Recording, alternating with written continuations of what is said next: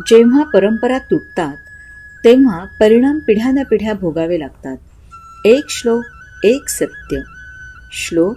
संकरो नरकायैव कुलघ्नानां कुलस्य च पतन्ति पितरो येषां लुप्तपिण्डोदकक्रियाः दोषैरेतः कुलघ्नानां वर्णसंकरकारकैः उत्साद्यन्ते जातिधर्माः कुलधर्माश्च शाश्वताः. अर्जुन म्हणतो, कुलाचा नाश आणि त्यातून निर्माण होणारा गोंधळ हा त्या कुटुंबासाठी आणि करणाऱ्यांसाठीही नरकासारखा असतो.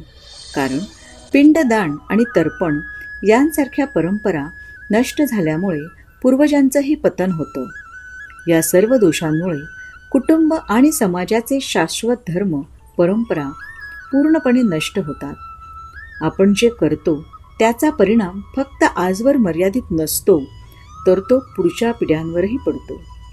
संस्कार आणि परंपरा टिकवणं म्हणजे भूतकाळ जपणं नाही, तर भविष्य सुरक्षित करणं आहे. म्हणून विचार बदला, जीवन बदलेल. जय श्री कृष्ण.